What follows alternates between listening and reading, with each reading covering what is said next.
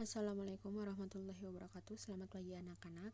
Hari ini kita akan masuk ke tema 4 tentang peredaran darah pada manusia. Nah, organ peredaran darah pada manusia dan fungsinya. Nah, untuk pengertian dari sistem peredaran darah sendiri itu apa? Yaitu mengalirnya darah yang dipompa oleh jantung ke seluruh tubuh. Kemudian untuk sistem peredaran darah manusia itu terdiri dari beberapa organ, tersusun dari beberapa organ. Yang pertama ada jantung, kemudian yang kedua ada pembuluh darah, dan yang ketiga ada darah itu sendiri. Nah, ini gambar sistem peredaran darah pada manusia. Tampaknya seperti ini. Oke. Nah, jantung ada di sebelah sini. Ini namanya jantung. Kemudian yang seperti aliran pipa-pipa ini, ini namanya pembuluh darah. Kemudian darahnya ada di dalam pembuluh darah. Nah, fungsi darah sendiri itu apa? Fungsi jantung sendiri itu apa? Jantung itu berfungsi untuk memompa darah ke seluruh tubuh supaya dapat mengalir ke seluruh tubuh. Kemudian ada pembuluh darah. Nah, pembuluh darah ini berfungsi untuk menyalurkan darah. Jadi ketika jantung memompa darah, darah itu akan mengalir ke seluruh tubuh melewati yang namanya pembuluh darah. Seperti itu. Kalau misalkan ya, dianalogikan. Itu seperti air.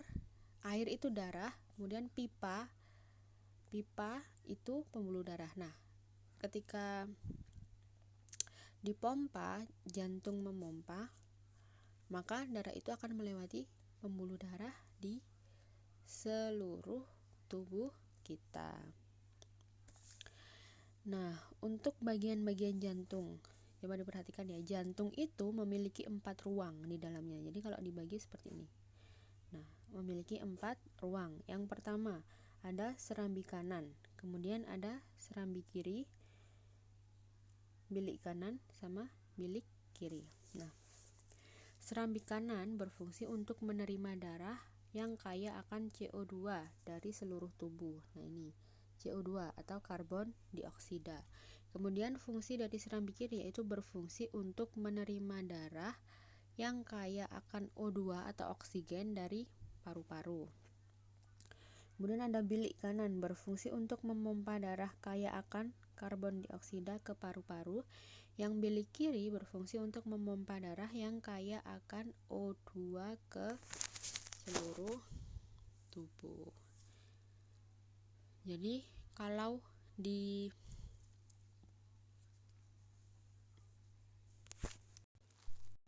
diperhatikan ya, jadi sistem peredaran darah itu seperti ini. Jadi kita itu menghirup oksigen.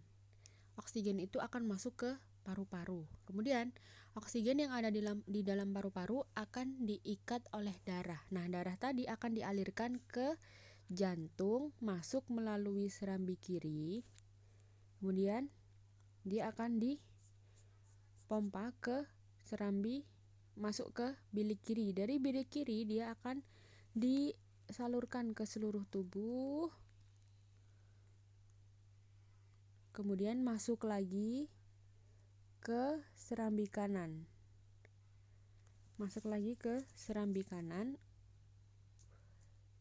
Kemudian dari serambi kanan dia akan masuk ke bilik kanan. Dan begitu seterusnya. Dari serambi kanan akan masuk ke bilik kanan, kemudian dari bilik kanan darahnya akan dipompa lagi ke paru-paru untuk mengeluarkan karbon dioksidanya. Seperti itu.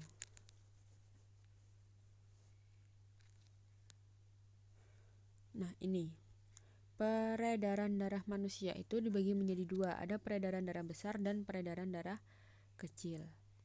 Nah, peredaran darah besar itu dimulai dari jantung, kemudian dari jantung ke seluruh tubuh, kemudian kembali lagi ke jantung. Itu ya, untuk peredaran darah besar itu jantung,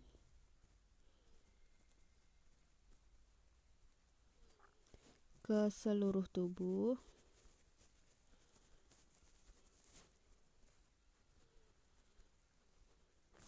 Kemudian kembali lagi ke jantung.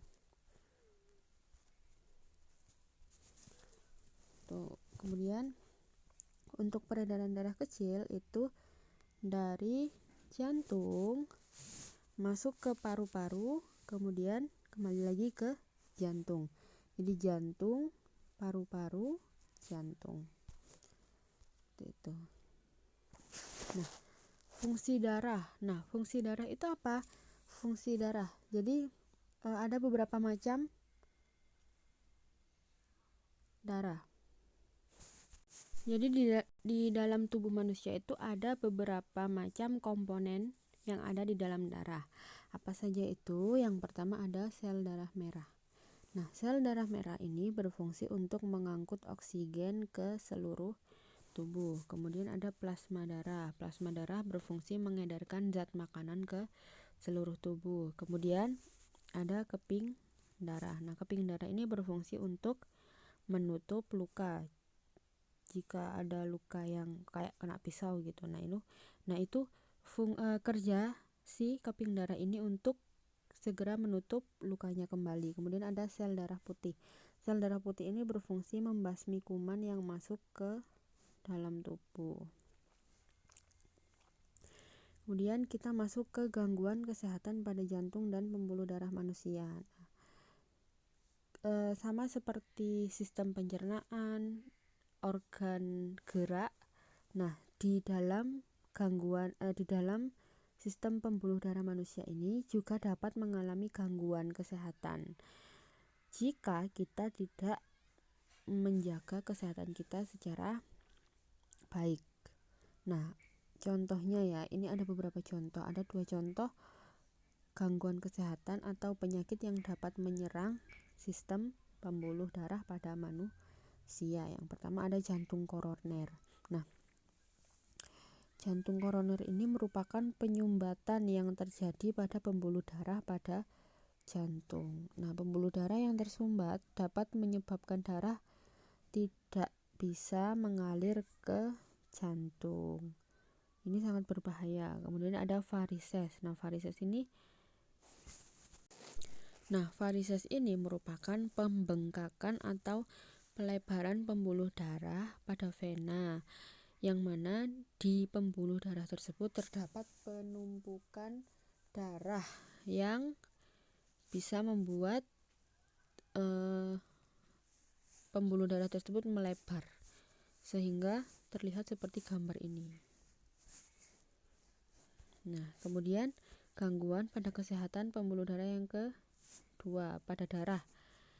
Kita bisa lihat di sini ada faktor keturunan sama non keturunan.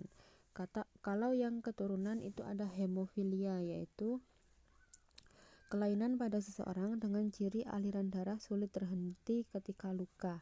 Nah, hemofilia ini ketika orang memiliki gangguan kesehatan yang pertama ini, yaitu hemofilia ini, maka ketika dia memiliki luka tersebut akan sulit berhenti, jadi darahnya akan keluar terus. Nah, itu yang hemofilia. Kemudian yang kedua ada talasemia. Nah, talasemia ini merupakan kelainan pada seseorang dengan ciri sel darah merah berbentuk bulan sabit. Nah, bentuk aslinya sel darah merah itu kita bisa lihat di sini ya. Nah, sel darah merah itu bentuknya kayak permen bulat gini. Tapi kalau orang yang memiliki gangguan talasemia, bentuk darahnya akan seperti bulan sabit, jadi tidak sempurna bulat. Nah, itu yang faktor keturunan. Kemudian yang kedua ada non keturunan atau anemia. Nah, kelainan karena kekurangan, yang pertama ada anemia, yaitu kelainan karena kekurangan sel darah merah. Nah, tadi kan komponen darah itu ada banyak, ada sel darah merah, ada plasma darah, ada keping darah, ada sel darah putih. Nah, masing-masing komponen ini jumlahnya itu sudah ada sesuai. Nah, ketika ada yang jumlahnya kurang atau banyak, maka dia akan terjadi gangguan, contohnya kayak kelainan sel darah merah ini, dia akan mengalami yang namanya anemia. Kemudian ketika ada orang yang memiliki kelebihan sel darah putih, itu ada penyakit yang namanya leukemia. Jadi jumlah sel darah putih dalam darah itu lebih banyak dari komponen darah yang lainnya. Kemudian ada demam berdarah. Nah, demam berdarah ini disebabkan oleh nyamuk Aedes aegypti gitu, yang membawa virus dengue. Nah, ini virus ini berasal dari nyamuk Aedes aegypti. Biasanya nyamuknya ini warnanya yang putih sama hitam. Nah, ini. Jadi hati-hati ya kalau ketemu sama nyamuk ini. Kemudian cara memelihara kesehatan organ peredaran darah manusia. Yang pertama yaitu dengan rajin olahraga, kemudian istirahat yang cukup, serta mengkonsumsi makanan yang berserat seperti sayur mayur dan buah-buahan. Kemudian cara untuk mencegah varises. Nah, varises tadi adalah